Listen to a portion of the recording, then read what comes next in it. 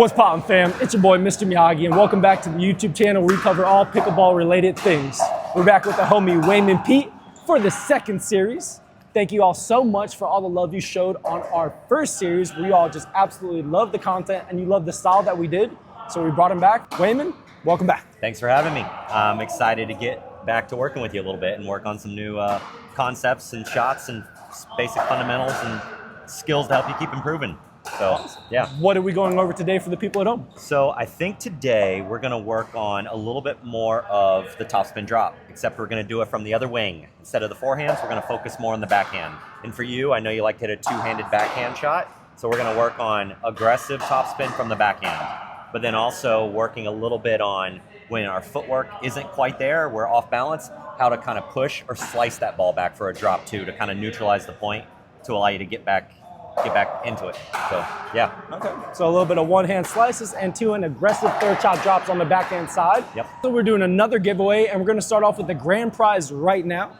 So, same format. Is that S3? Yeah, Hyperion. 3S. Yola Hyperion 3S 16 millimeter. All you have to do is listen in these next 3 videos. I will be dropping one keyword in each one, and in the third video, you put all 3 of them in the comment section below. Subscribe to this YouTube channel, subscribe to this man.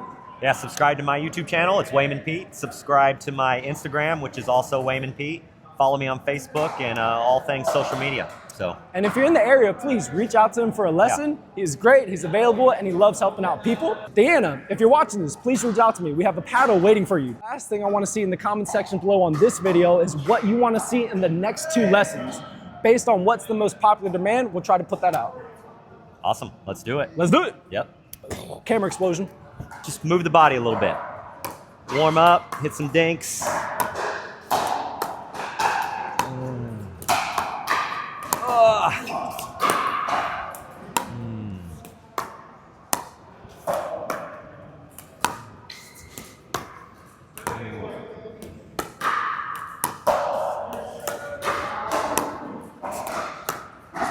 So one thing I like to do when I'm dinking, right, especially if I'm gonna focus on hitting a lot of two-handed backhands, even hitting dinks straight up with each other. We're head on. There's not a lot of kitchen room, right? Versus if we're going cross court or if we're going from baseline over the net. But I do like to start working on my two-handed roll from this close. I think if we can get it down packed here and be able to get it up and down quick, it's gonna be so much easier from deeper in the court or cross court, you know, things like that. So let's have you first start working on, uh-oh, a little loud in here. That's okay, all part of the fun. So yeah, let's have you start working on hitting some two-handed backhand dinks to me. Topspin rolls, just keeping them low. I would say a good goal would be to try to keep it inside the kitchen line. You know, I just want to see you hit that so we can try to break down technique a little bit. And I'm just gonna try to push the ball back to you. Yep. Low to high. Just focus on getting it to spin a little bit. Top spin, yep. Perfect. Yep.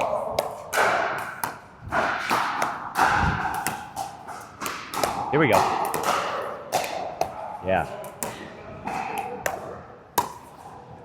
Okay, let's stop for a second because this is what I want to talk about with you when we're really breaking down technique. So a lot of your shots right now, you're facing me and you're kind of hitting with an extremely open stance.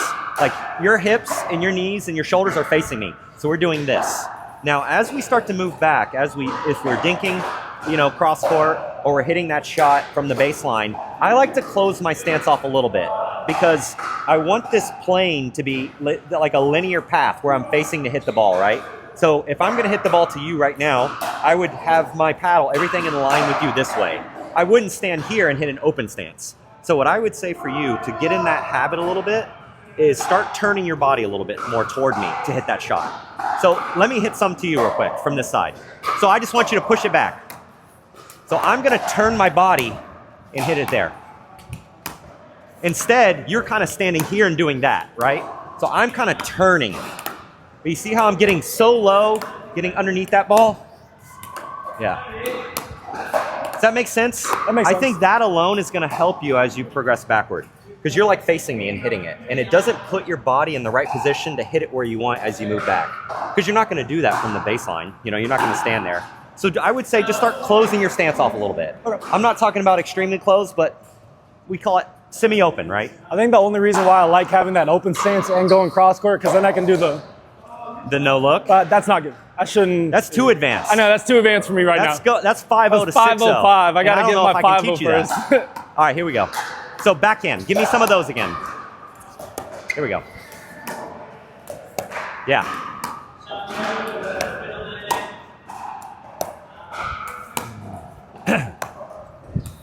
Now, for the sake of this, I want you to hit it right to me. But I'm going to move you around a little bit. Wherever I hit it, you just move and hit it right back to me. Yeah, focusing on footwork here. All backhands, no matter where I hit it. Yep. Yeah, these look good.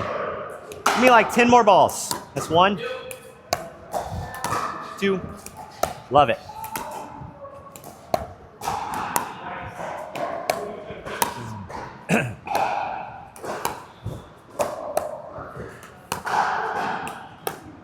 Don't get lazy. Backhand there. 2 more good ones. All right, love it. Very controlled. If you can do that, the rest of this is gonna be easy. I always say that, the close stuff, head up, hitting topspin balls, if you can keep it in the kitchen, you have 7 feet of space, you can hit a topspin shot from anywhere. So that looks really good. So let's have you just progress backward. I'm gonna say let's break up the baseline, or the court into 3 sections, you know, kitchen line, mid-court, baseline. So you did some kitchen work, let's move into the exact mid-court. From the backhand side? Right in front of me still. Same thing, backhands. Roll backhands, moving your feet. Try to keep it kitchen line or in if you can. Yep.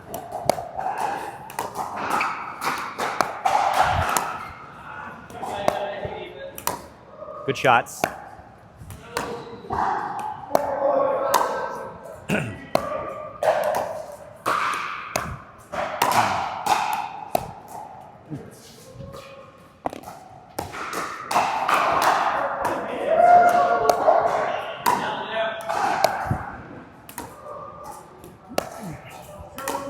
Good. Here we go, I got you.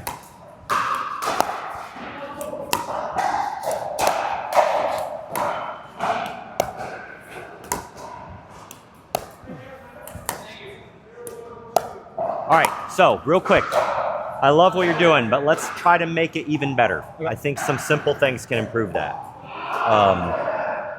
First thing I would say is like a little, I talked about it on our forehand topspin, but a little bit of the shot peaking, like where you want that ball to peak, right? Because you tend to hit a very low, precise ball. But if you mess up under pressure, you know, we're missing in the net. So I say give yourself margin. And one way to do that is aiming higher. But by aiming higher, you want your ball to start descending when it's on your side of the court. Does that make sense? So I like to say, pretend there's that invisible net on your side, probably around the kitchen line. You want it to reach the peak there and then start descending. On the topic of descending, when you hit the ball, I want you to be hitting it as it's descending to you. Because sometimes if we like step into it, we catch that ball in the rise. And to hit a really good drop with topspin, we gotta start low to high. I say for most people, a good general rule of thumb is make contact with the ball around your knee height, you know? So I'm moving around, trying to let that ball reach its peak, come down, and I make contact knee or below. I mean, lower is even better, right, if you can get low, but I would say a lot of people tend to find themselves jamming themselves or hitting the ball way too high. Like they'll step into it, it bounces, and they'll hit it here. It's hard to hit a drop right there. That's more how I'd want to drive the ball. But so just try to create time for yourself by letting the ball hit, come up, and come down to you. So the big thing I tell people is just wait. You don't have to rush to the ball, wait for it. You know, you're gonna hit a quality shot if you just let the ball come to you slowly. It creates time for yourself, and it's the easiest thing. But everybody I teach, when I start with them, they love to step into the ball and hit it, and then guess what? Pew, pops up. So I would say wait for it, try to have the ball be higher over the net, but descending down toward me. Those 2 things. Do you still want the target to be somewhere around your feet? Kind of like how we did the aggressive drops? Yeah, I would say ideally you want me to be reaching to take that ball out of the air and taking it below the net height. So generally that's somewhere a foot, 2 feet in front of the kitchen line, or maybe a foot behind it. You have that 3 feet of space, I think, is that sweet spot, you know? I love when my opponents take the ball out of the air, but from low. If I hit it perfectly in the kitchen short, they have no choice. They know what they're doing. They're going to let it bounce and they're going to hit it hard. But I want them to be having some indecision, right? So one other question that I kind of think that has tripped me up, when I try to add more aggressive topspin, I feel myself not swinging harder or faster, but trying to add that topspin, and that's when I notice you're easily taking those balls off. When I try to then try another ways to go for topspin, I feel myself go slower, but I can see more spin on that ball. 1 to 10 for subjective wise, like how hard should people be swinging in the midcourt? First off, what I'm doing right now, I'm just trying to get it back to you and feed it. So don't use the way I'm hitting the ball as something you're doing right or wrong, because I'm just trying to block it so you get a consistent ball. We can go into it in a little bit where I'll be a more aggressive, like game style. So that I just don't want you to think you're hitting a bad shot because I'm getting it back or something. Well, I just know it's easier to take out of the air for you, the ones that I have. Okay, yeah, sure, you don't have to do anything. It's just one thing you said is like, how hard should I hit it? How much speed? I like to use the word speed and quickness versus hitting hard or soft. So I want this shot to be fast, meaning I'm coming through the hitting zone, boom, quick. I want to have quick action through the ball, but my action needs to be very vertical and steep to have topspin versus horizontal and through the ball. Does that make sense? Like, that's how I would drive it. So I don't want you to think, oh, slow my swing down. Because what's going to happen is you're going to lose RPMs on your spin, and I want the spin. The spin is there. So I say use full power, whatever that is for you. I don't like to hit the ball 100% ever, but 60, 70, 80, somewhere in that range where you're coming through it fast to get the top spin. So don't slow your swing down, because then you're going to miss. I want everything to feel fluid, like you're putting full effort into the shot. And even when you're like if you're hitting a cross-court dink, full effort. Fast. Think fast. Think speed. Don't think power, right? This isn't a powerful shot. It's a quick shot, Does that answer your question? Yeah, and then everything over the shoulder, strong finish, follow through? Sure.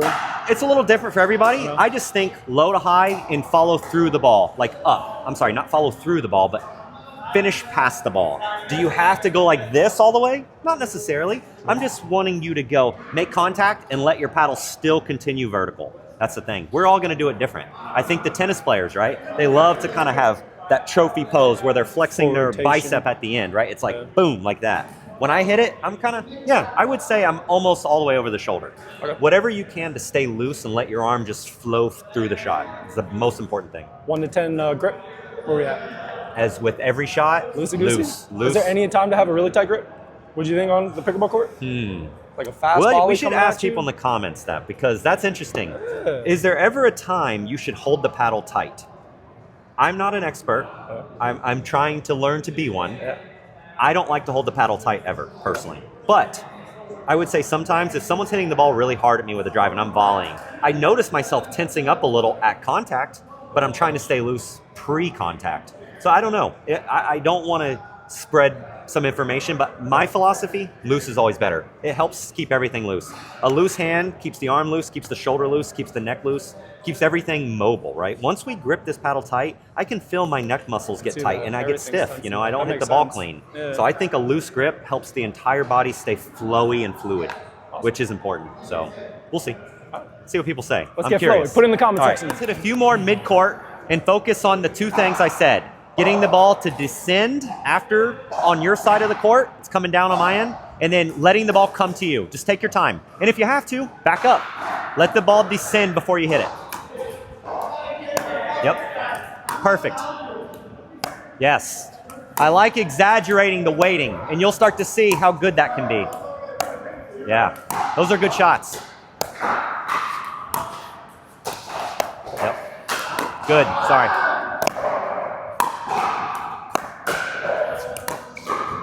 Low to high. Good. Great footwork. Love it. Good shot. I don't like that ball. It's a little wobbly. But that's a better peak. Yes.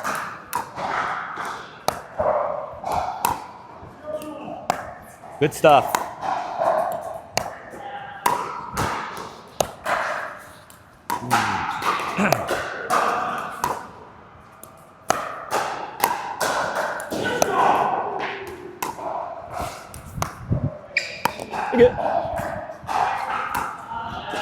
Working overtime. All right, good. I got one question. Yeah. So you did say at height. At what point does the height get too detrimental? Where too high? Or too high? I mean, too high. Honestly, when your opponents can start taking the ball out of the air above the net height, that's when it's too high. I meant for the bounce. Like if they're letting it bounce, like because obviously if it's like. So that's why it goes back to I like my ball to land around the kitchen line, because if you hit it too high and they do let it bounce, they're going to be taking that ball back. It's bouncing here. They're going to be hitting it here. They can't. I don't mind that, right? If they let it bounce here and then they hit it hard, that's too close to the net. So, you know, yeah. Is there such a thing as too high? Sure. But I would rather err on that side than playing with fire hitting too close to the net, so we don't lose the point by missing that way, you know? So, I mean, general rule of thumb, I say a few feet over the net. Somewhere, you know, this is about 1 foot, that's 2, that's 3. Somewhere in that 2 to 3 range is fine. If you can get that ball to dip with good topspin, it's not going to matter too much, you know? But I think being more consistent with height over the net is better than trying to hit that perfect 2-inch shot over the net, personally. So. I can immediately feel the difference when you said wait for that ball to drop. And that's something I've heard over and over again, but actually applying in a lesson and then waiting, so much smoother just to lift it up. And it gives you this sense of like time. Yeah. You're creating time for yourself. And I hate when I see people rushing. You know, it's like when the ball's on your side of the court, take your time.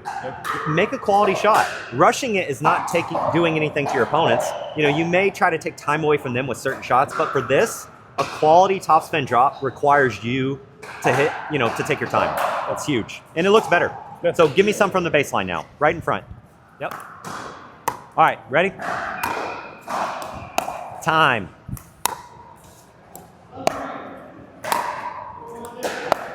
Better.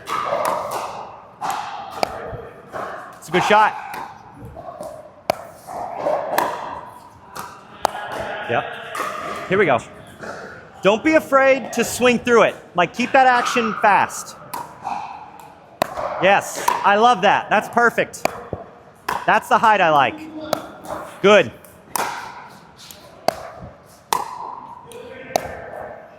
Good stuff. Perfect. Oh, skip.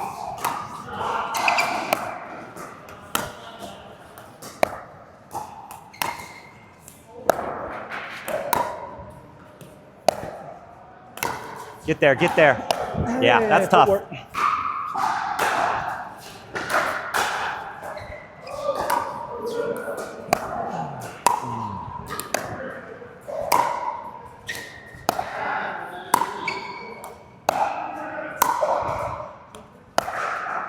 Beauty. I love that.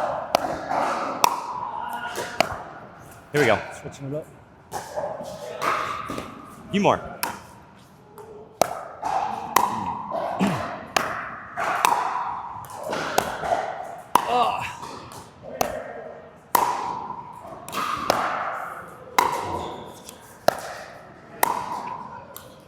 Now, I would say, honestly, 90% of those shots around that number, I'm taking out of the air below the net. Perfection. That's exactly what you're looking for. Don't get discouraged if you say, oh man, I can't make it drop in front of my opponent. That's not the goal here. The goal is to make that opponent uncomfortable. Most people are not good at taking balls out of the air and being aggressive with it. It's a hard shot. I can't roll that ball perfectly, you know? Most people can't. So what you do, you hit that, you and your opponent are coming in, you're probably going to get an easy ball from them to be offensive, right? That's what you're looking for. At what point do you want to come in after you hit that shot specifically? Do you want to wait till you know it's no. Do you want to start scooting in? Do you want to move with that shot? As soon as you hit it, you know as a good player, right? You've practiced this thousands of times, right? You're going to if you haven't yet. You're going to know right when you hit it well. And then you move in. Most of the time I hit it and I'm instantly moving forward. Do I sprint to the net as fast as I can? No, because who knows what's going to happen. But I move in right after I hit it, and then I evaluate from there. As soon as my ball crosses the net, I generally like to stop, let my opponent hit it, and I split step and wait, right? And it's a quick, continuous thing, but I don't want to be moving as my opponent's hitting the ball, for one. And I want to have time to kind of evaluate where they're going to hit it. So I would say a good rule of thumb I tell people as well is let the ball cross the plane of the net right after that. You split and you wait and see what happens, you know, because you have a split second from there to make that decision. But I don't care how bad you hit it, I always want you to take a step in. Why not? Yeah. You know, you can defend from anywhere back there, but if you just wait and see if it's perfect, you just wasted the opportunity to move forward, because then your opponent's hitting it. I see so many people do that. It's funny, this is what I say. You just hit a perfect shot and you admired it for way too long. You admire your own shot and the next thing you know, opportunity gone. Yeah. So I say seize that opportunity as fast as you can. You know when it's good, hit it. The more you practice, you'll start to feel right off the paddle, perfect, run. I like to tell my partners when I'm playing, I know when it's bad too. So when I'm hitting the ball, my partner in theory should be going ahead and getting a head start, right? Maybe kind of getting in front of that person I'm hitting it to, wherever they're going.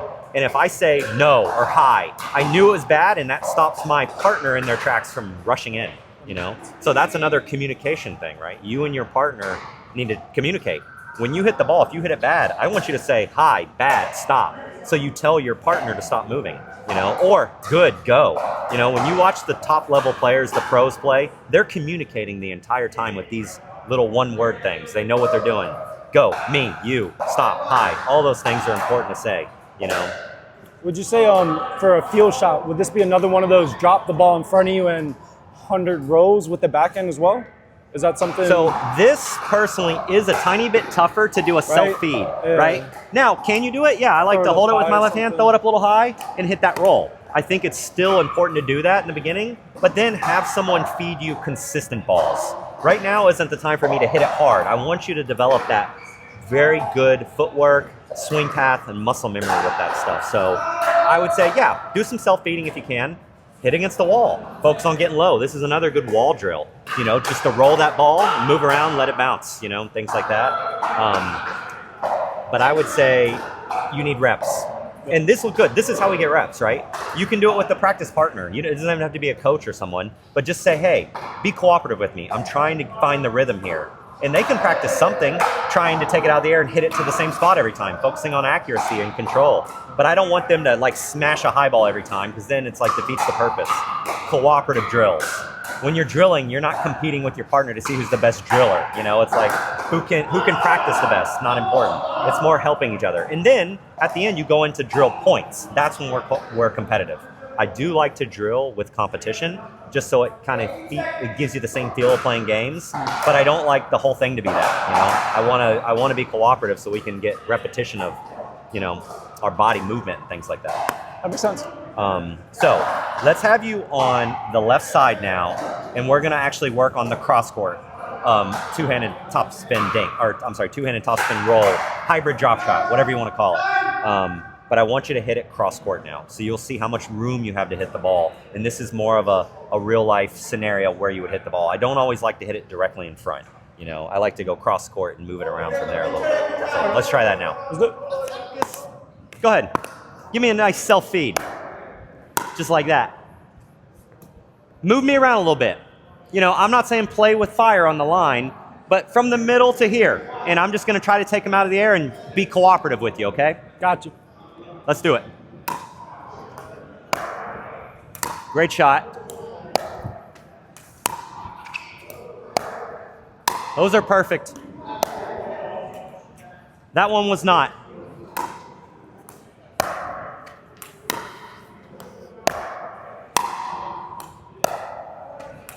Great ball.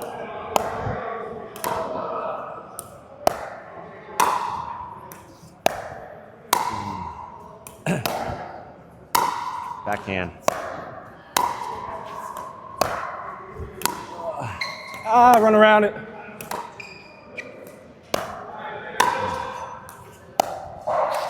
Good ball. Keep it going.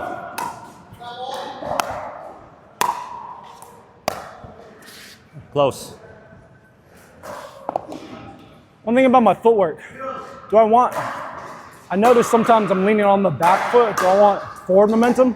Good question. So here's what I tell people for this shot, right?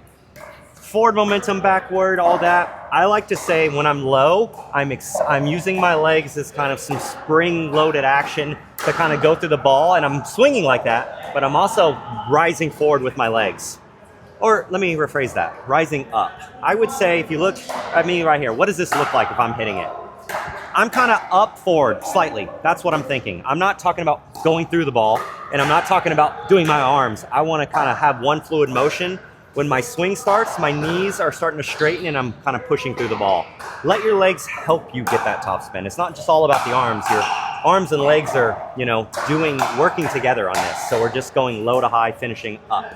So if someone hits a very aggressive shot at us and it's forcing us to maybe start backpedaling and we want to just get really far behind to go forward, right? Kind of? Well, if someone's hitting a really hard shot, we can kind of go into the next thing now, because I think we've touched a lot of this. So let's say you're not in position. That's where the one-handed slice, the one-handed push, the one-handed reset drop. There's a million things you could call it, but sometimes you're not going to be able to get in position, get low, and hit a perfect topspin drop. So that's where one hand comes into play, right? And let's see you hit some first, and then we'll talk about it. So I'm going to hit the balls, and I'm going to hit them a little harder, just so you can't hit that perfect two-handed, and just try some one-handeds for me. One-handed slices, whatever you would do, okay? The goal is a drop shot, though.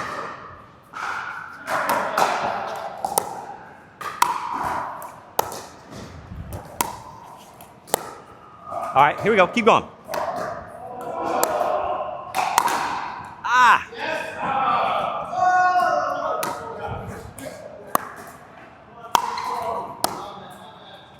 Yep. Give me a few more.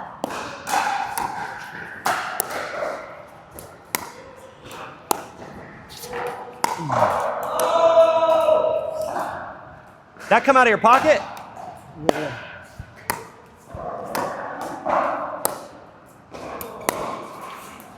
Ah!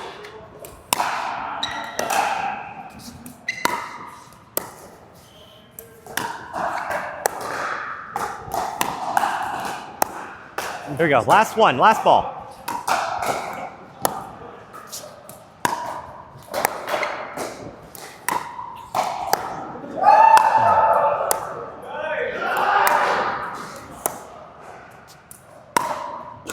Okay, so I was hoping you would make more mistakes than that, but I still think you made more mistakes with that than you did your two-handed topspin. Would you agree? Inconsistent. Yeah, and I mean, you hit a heavy weird. Slice ball, Yeah, right? Tennis. That's fine, but I think a heavy slice is inconsistent. How do you hit a heavy slice most of the time? People tend to start their paddle up and kind of cut down on the ball. You know, and that's fine. But I think trying to keep the paddle in line with the ball, low to high, doing the same thing, and just kind of push the ball more. I do think pushing it versus actually slicing it is a way more consistent shot, and it's easier to accomplish. I think that slice is hard to teach someone who's never played tennis. Very difficult. I can teach anyone how to push the ball, right? Keeping it stable in the wrist. Stable wrist, right? The shoulder is doing 100% of the work here. You're finding that paddle angle, and you're following the ball in, and I'm pushing my shoulder. That's it. I'm using my shoulder to elevate, right? Shoulder flexion there. Shoulder abduction, we'll call it. So you're never open face underneath that ball when you're hitting? You're kind of I would say, you know, and that's something I play with, like to see the angle I want. Yeah. If we're more open, it's going to go higher, but that gives me time. If I keep it lower, it's going to be flatter. I would say your shot is very low and penetrating, but yet again, it's low margin, right? So how do we increase the margin? Less slice. I say just kind of push that ball. It's naturally going to have some topspin. That is going to backspin. When I hit it to you and you go like this, it's going to backspin, but it's not going to be a heavy forced backspin, which in my opinion, it's tough to have efficiency with that shot, especially for someone who is not used to hitting a tennis slice like you are, you know? So I think use your tennis skills, but now let's simplify it to make it even easier, you know? I think everyone wants to hit a shot that's easy. This shot is so easy. Shoulders doing the work, and we're just pushing it forward. How far back are we taking the paddle?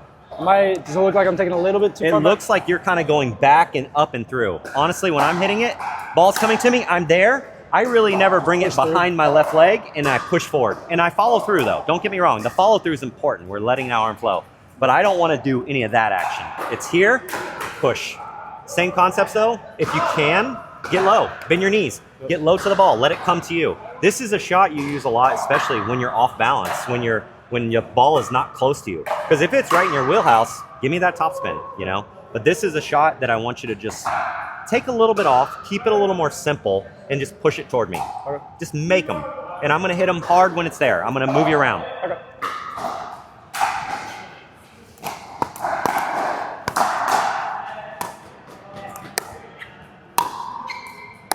Little more simple. Less slice. Yep. Less slice. Yep.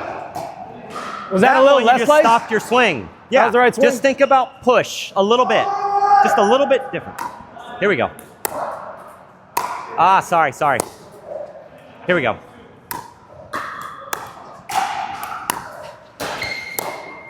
All right. Just keep it simple. I'm just going to hit him a little softer. I want you to get this rhythm here.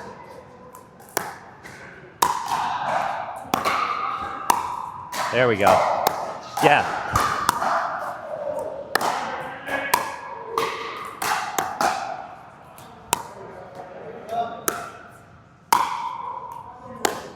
That looks better.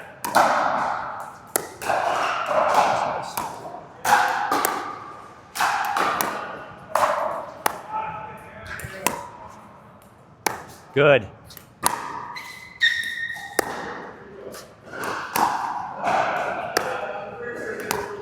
Give me 2 more. I love it. So, I mean, honestly, Too low of the net. it's more consistent because it's more simple and it's easy to accomplish. Yeah, so easy. And when you're playing a game and you're getting ran around the court, you want your shot to be simple. Yeah. I don't want to have to try to recreate a lot of movement that's difficult, right? It's like all this modular, like high to low to here. Hey, I get the paddle in front of the ball and I just push through it. That's the easy. best players make it look so easy because you simplify your stroke, you know, and that's it. Like I said, there are times to use that slice. I would say that's a better shot for a return of serve, you know, where you can kind of cut that ball a little bit sometimes if you're trying to, you know, hit a different kind of return. But that is like, if you try to slice it, keep it low, it's hard to get over the net. You hit it high, people are going to be taken out of the air. I would rather have your shot on that slice still kind of have that same shot peak we talked about with the topspin. Yeah. So to do that, you can't just like cut the ball, right? We got to kind of push it, have it have a little arc. Yep. That's what I do. I think it's the easiest shot to learn because it's simple, you know? Off topic, but would you ever recommend a forehand slice off a return or just in general, just to I mix think, it up too? but the same thing. I call it a forehand push. I don't want to use the word slice because slice means I'm trying to impart a lot of spin on the ball. Yeah, that's true. It's just like we talked about in one of our original lessons, right? The first one. It was a forehand dink. We were doing top spins and we were also pushing. Could we slice it? Yeah, but then it's a little harder to be consistent with that, you know? I think if you're going to be offensive, give me a top spin. If you're going to be defensive or neutral, give me a push. Like I said, the push is naturally going to have some backspin, but we're not forcing that slice. It's just difficult to do, you know? Why make things harder when they don't need to be, you know? So here's another kind of weird question. Game starting off, maybe you get a neutral ball. You want to go first offensive backhand 2 roll before you go. And if you start missing your 2-hand back roll, maybe you get some easy third shot drops. Do you want to, just to make the ball and just to get the game going, maybe revert back to just a push just to see what's working? So that's a great question. Sure, here's what I do for myself. When I'm struggling getting a drop in, whether it's a topspin forehand, a topspin backhand, a push forehand, or a push backhand, when I'm struggling with that, whether I'm missing high or missing low, I like to drive the ball. The drive is that's a good answer. Drive it out. Yeah, it frees you up. Yeah. It loosens you. I tell my partners, hey man, or hey lady, mixed, whatever. Whatever. You know, whoever I'm playing with, hey, we look tight, swing away. Just go for it. Hit a drive. It loosens you up. Sometimes trying to hit drops, we get in our mind that we have to be perfect and we get tense, you know? So what I'm doing that for myself, hey, I'm struggling with my drop right now. I just don't feel good. Let me hit a few drives to figure it out, you know? Hey, partner, I'm gonna hit a few drives here. Communication's key, let them know.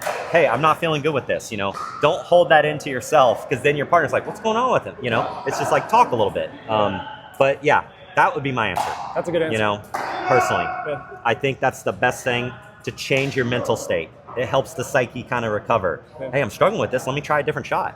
Why try to be even more perfect with something? That's going to be hard to do, you know? When something's not going right, change it.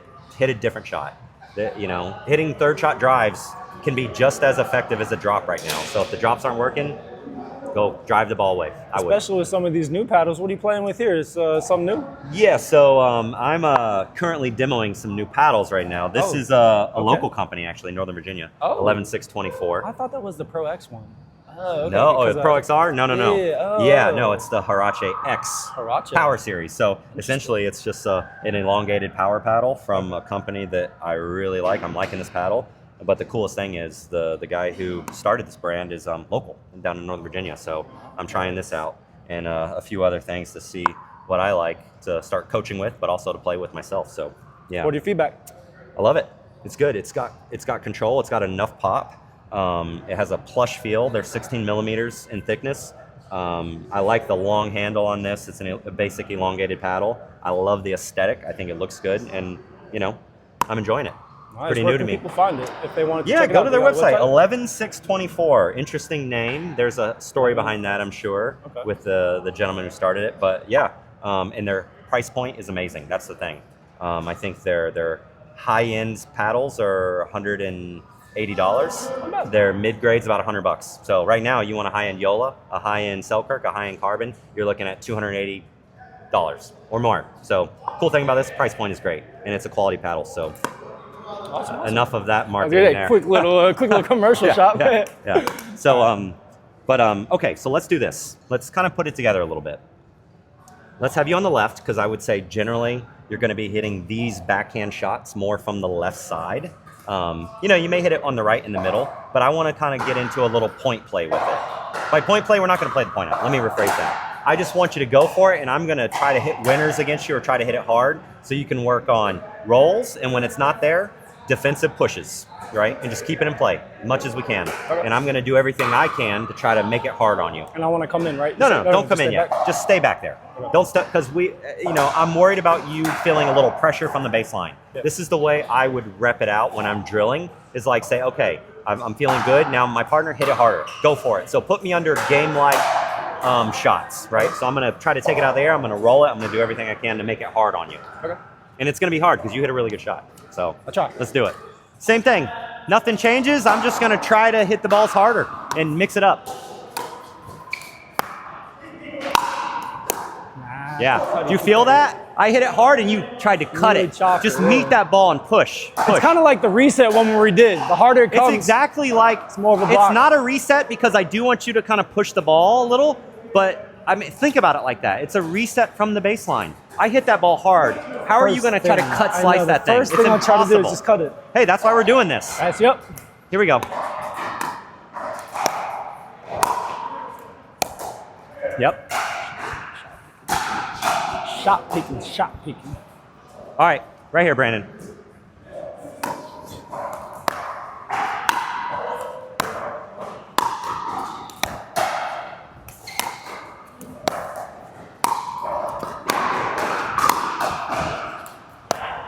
Here we go. If you don't feel comfortable, give me that push.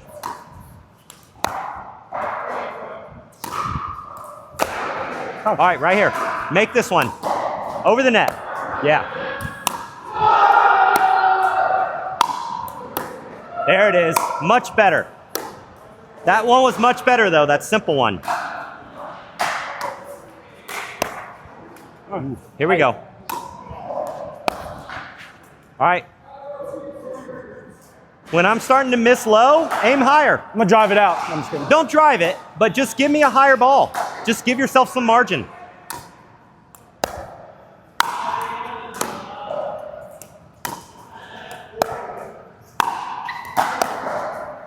Good shot. Yeah, heavy roll. On that one, that's good, but when you have time, spin through it. Really give yourself some speed. Yeah, I like that. Yes, that's aggressive. Yes, love it.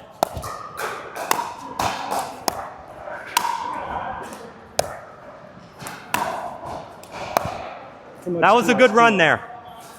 Good decisions. All good. That ball came at you quick. Yeah. I'm not making that distinction yet. Yeah, there you go. Ah.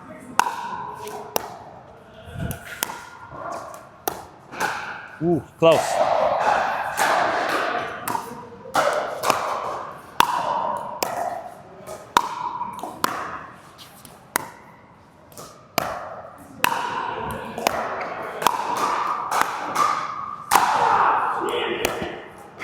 Good shot.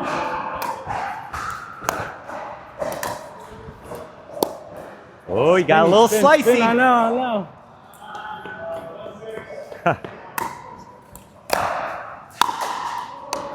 That ball didn't bounce up.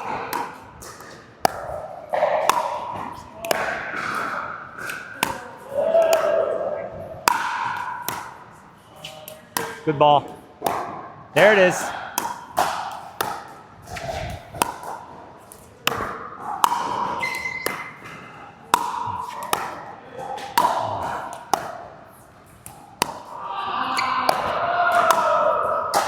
Hey. Great shots. Ha. Keep it going. That's a good run. That's much better. Here's the big thing, right?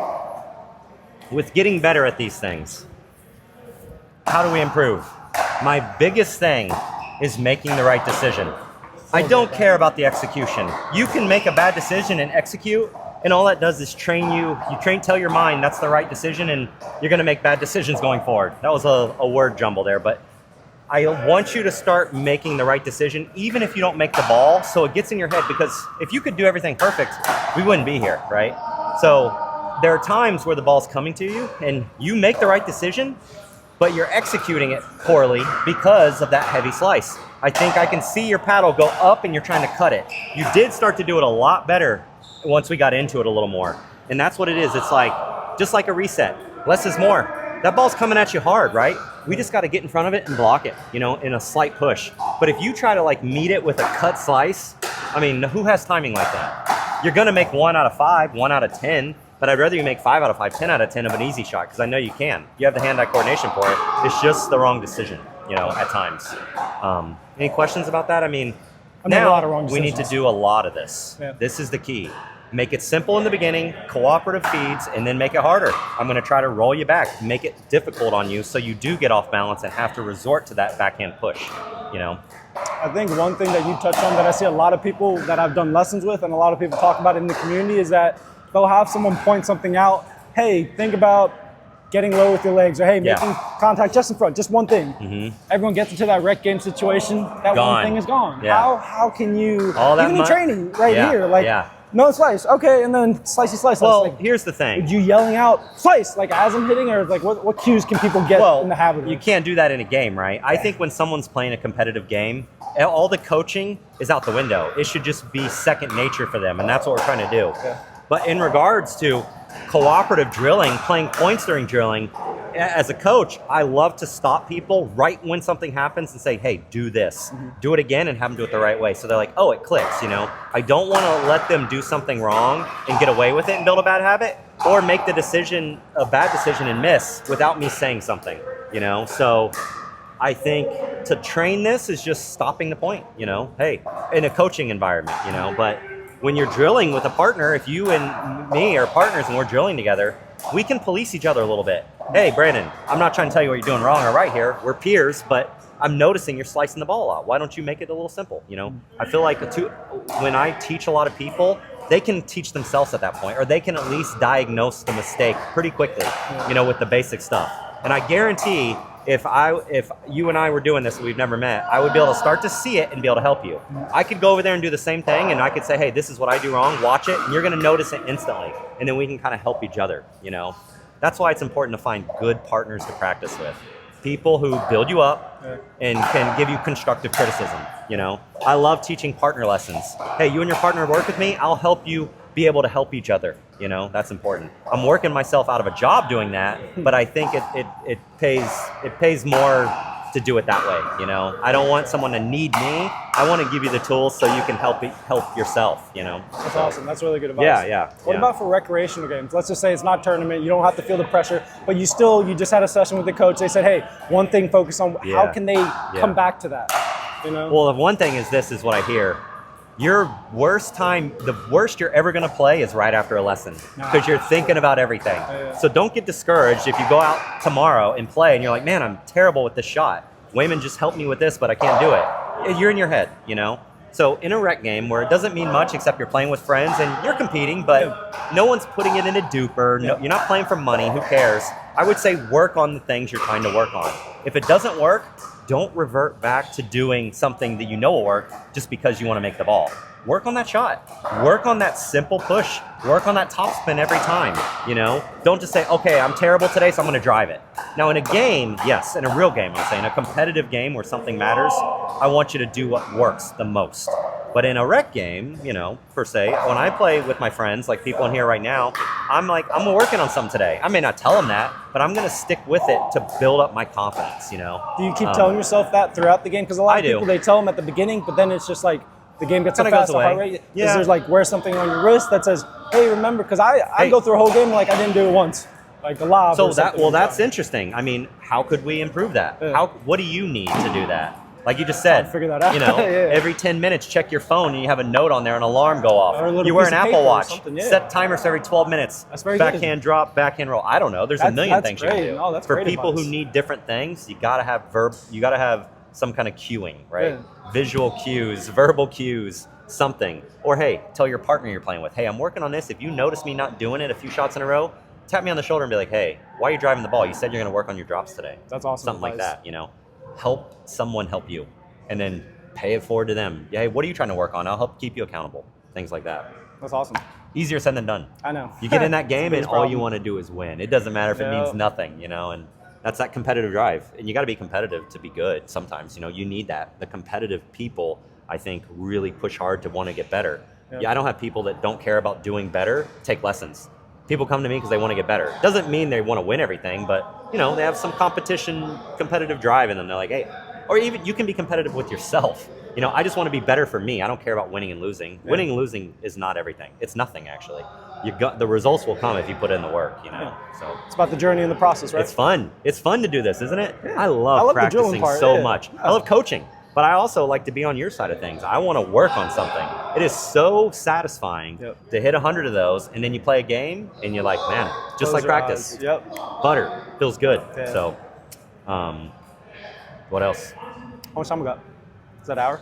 It's still, about an hour. I don't know how much footage we have, but I don't care about our time. Did you want to end with one live something or like a live game? And then we can finish with like a voice recap or not like a live game, but like some sort of.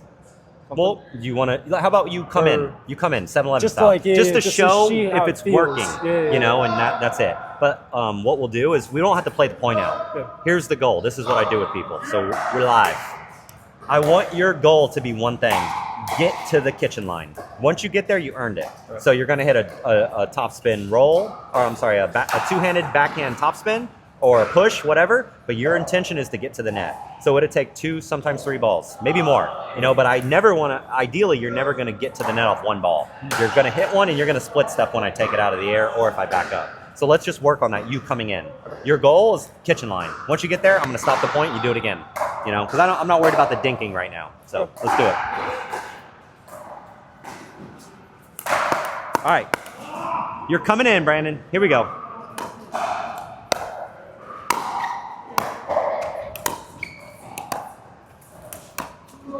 It's perfection. Too good. We should stop there. Done. Now, that one came at you quick. I knew it. Yeah, I felt that's the decision. Here we go.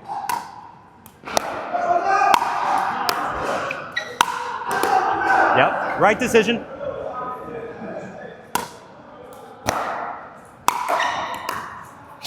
Ooh.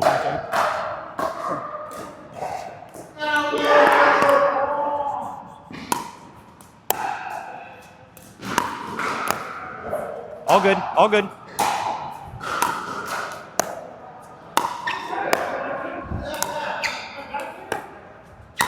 Give me now, when you're coming in there like that, and you have a lot of time, I want you to really use your footwork and roll it. Because what that can do is it's an offensive shot. When you just kind of slice it back, you're just saying, I'm trying to get to the net, but I'm not being offensive with it. You had time on those last 2 balls. You were there. You set your feet.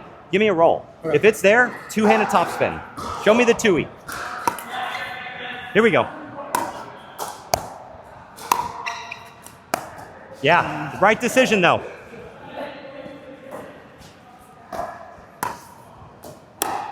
All good, all good. Ooh, they're tough. Getting at your feet.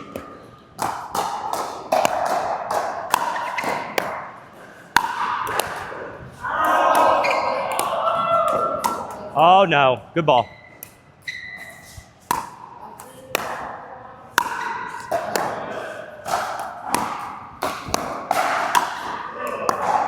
Yep. Underneath, low to high.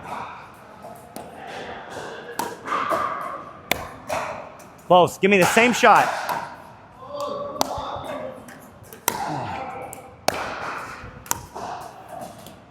Yes, those are the decisions. That is money. That was nice. That's going to create offense. I'm going to pop it up or something. Instead of just going feel that little slice. Nothing.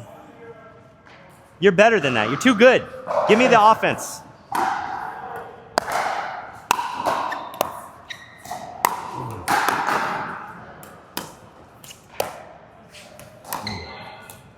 Yeah, perfect. Love it.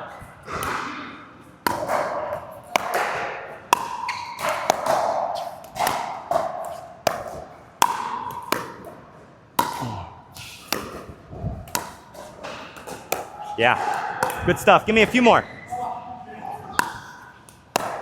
All good. That was the one.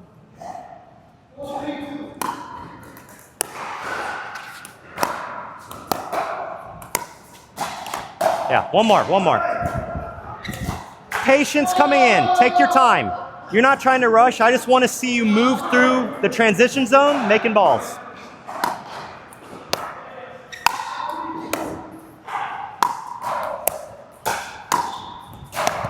Ooh, you went for it.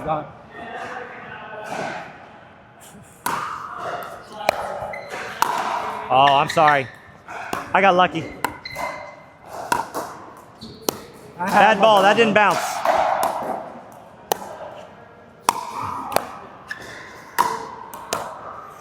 Top spin, boom.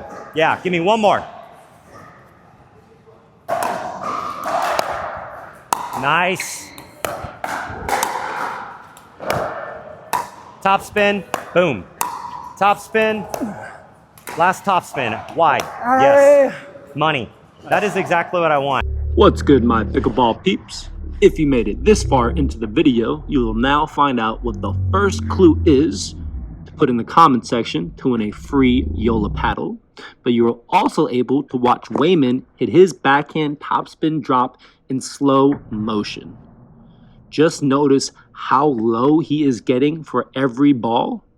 Notice the pathway of his paddle, how it almost stays kind of closed and on that 45-degree angle going up, even when he has to take that step back. Contact still in the middle of his body. Every shot he's finishing over the shoulders, forcing him with a nice shoulder turn. Let's take a look at one more.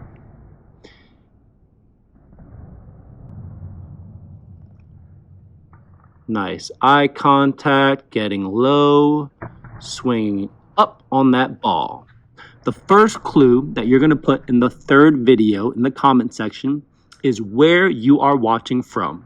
It could be the state you're in, it could be the country you're in. That is going to be the first clue for the third video to win a free Yola paddle. Now back to your regular program. And in this drill, we're just being cooperative. I'm not trying to have you rush there. I want you to get used to the feeling of hitting one, coming in, hitting another. Hey, I'm off balance, hitting a push. Oh, I'm balanced, let me be aggressive. And I like how you're mixing it up toward the middle, to the out wide, all that. That's important. One thing I noticed, when I'm missing my two-hand backing drop, I know I'm changing up my form. I don't know if you can see it. When I'm hitting a really good one, I guess my paddle's down low. Yeah. And I'm hitting it in front. When I'm messing up, can you see where it's changing? I know it's different somehow. A little somehow. technique, I would say, a lot of times is where in the position of your feet are you hitting the ball? I think a good two-handed backhand drop, we don't catch the ball super out in front of us. It's kind of midline to almost back sometimes. I know when I'm hitting it well, I'm catching it like directly in between my legs.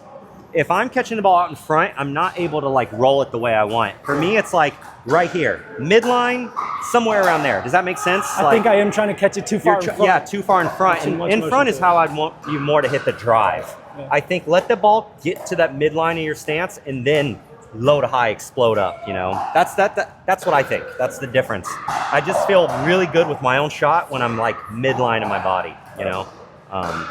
That's the big thing. But I'm not noticing it drastically.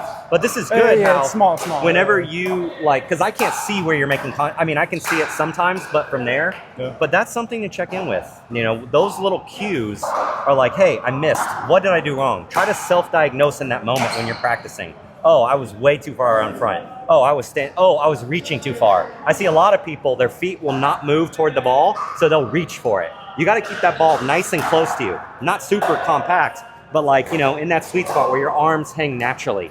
You know, make everything feel effortless. I don't want you to use extra muscles. The arms hang down, this is comfortable. Out here is no good. Here is no good. You know, it's like right where everything is in line with your anatomy, right? I feel like a lot of people jam themselves, a lot of people reach too much, and then you have to arm everything. You can't let the body work like, you know, fluid. So, would you say your left hand wrist is doing some action in there? So a lot? I think a lot of people and tennis players alike talk about, as a right-handed backhand, right? They talk about the left hand doing a lot. Yeah, right. I personally don't think about that too much when I'm hitting it. I like when my hands are together to think about them as one unit.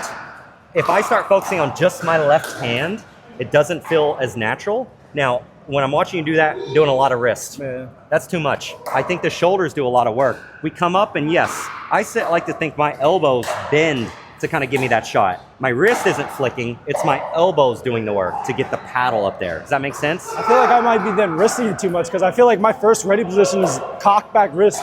And then popping it with your wrist. And then just going to like a neutral. I'm not like over cocking. I'm just trying to like. I would say be careful with how much wrist you're using because it's hard to be consistent in the sweet spot when we wrist it too much. And that's with any shot. Backhand rolls, backhand flicks. We can't completely wrist that ball. We do have to use our other big muscles, other big joints, right? And these are all those little fine-tuning things that are tough. You know, and honestly, it's one of those things we bring a camera out, we film you hit these shots and kind of diagnose it that way. What's happening? Because when I'm feeding it, I can't see all those little things as well, unless it's super glaring. But other than that, sometimes I'll film people and be like, hey, let's diagnose it this way. Oh, 100%, the ball's not in the right spot. Oh, you're using all wrist, things like that. You know, it's little ways to diagnose it. But, you know, everyone's going to look and do things slightly different. There's no right answer. There's no perfect technique, you know, and that's what's awesome about pickleball. You know, every good player looks so different, right?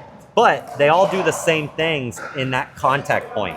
The paddle's on the right angle. You know, they're hitting the ball in the same spot. But their initial look, their take back, their follow through could all look a little different, right? So you can do it a lot of different ways to accomplish the same thing. So I don't have to look, you don't have to look like me, and you don't have to look like that person and that person. We can do it differently, but we do need a basic foundation of some consistency to make these shots, right? So, yeah, man, good stuff. We just got done with the second series of our first lesson, working on aggressive backhand drops, and went to go to a defensive neutral kind of push, not really slicey backhand drop with Waymon. What are your thoughts? Yeah, I think you were able to execute these things very well. You know, talking about being offensive with our two-handed topspin is important. I think the peak of the ball is important, the shot peaking, right, where it kind of reaches its apex and starts coming down, and then also depth in the kitchen. You know, don't try to hit this ball super short in the kitchen. Get it around the kitchen line to put pressure on your opponents to make that decision to take it out of the air or to let it bounce and back up, you know, those things. And then when you're off balance, when your footwork isn't quite on point, you know, we're off balance, how do we push that ball back? Sometimes you were tending to really do a heavy cut slice and it wasn't as consistent. But then when you just started keeping your motion more simple, you got the ball back every time perfectly with the same fundamentals, trying to get it toward the kitchen line and have a little height over the net and descend on your side of the net, right? We don't want it to be rising as it crosses the path of the net. But and then going through repetitions of it and then having, you know, me hit a little harder to you so you can get a feel for a different kind of ball and going through it. But you did really good. The two main concepts, the two main points that really helped me out, not really questions, but when you said to let that ball drop, you hear that a lot, but really watching that arc come back down, it makes it so much more effortless to go up on that ball instead of taking a ball that's neutral to go up with it. The second thing is answering how can you have a mental cue to go back to what your intention was for the game what he said, put it on your watch, have a diary, have a video of yourself that you can watch every 5 minutes into your game where you look at yourself and say, you better hit a third shot drop or whatever it is. If you need it. Everyone's a little different. What do you need? But I hear a lot of people that I've worked with, a lot of people in the community, they're like, I don't know what happened. Everything goes out the window as soon as I start. Our brain turns off when we say 002. Yeah, it's like go time, let's go. Done. Yeah. So yeah, that was great advice. I'm super excited. Put it in the comment section what you want to see next. Yep. Again, follow Waymon on his Instagram, on his YouTube, at Waymon. Waymon Peet, my first and last name, Waymon Peet. Awesome. You got any tournaments coming up people should know about? So my next big tournament I'm playing is going to be US Open down in Naples, Florida. That's at the end of April, so about a month away. So I got to start training myself and getting fired up for that. I'm playing singles, men's doubles, and mixed doubles. So all three. I'm excited. Yeah, they're all back to back. Starting with singles. What are you, like a 20-year-old? Times two. Times two. You know, Okay. Playing that big 4-0 division. Nice. Not 4-0 rating, 4-0 age. Okay. So yeah, but I'm pumped for it, man. It's gonna be fun. You got to give me some singles reps to get me practice for that. You know, I need to play against the young bucks like you. I'll try. All right. Who's your doubles partner? Justin Louis, I'm playing with, the guy I played with for many years now, and I'm playing mixed doubles with Heidi Sung. So yeah, it should be fun. Awesome. Yeah, I'm excited about it. I appreciate you guys commenting, watching, and helping Brandon and I make this a success. I think it's going pretty well, you know. So like I said, if you want anything from me, reach out to me personally via social media. Reach out, I give you my phone number, and we can get on the court together. So I'd love to meet some of the people who've watched these videos. That'd be pretty fun. Yeah. And shout out to everyone watching from across the world, because we have people tuning in from Vietnam, Thailand, Canada, Let's make a trip. India. Let's do a video abroad. Let's do it.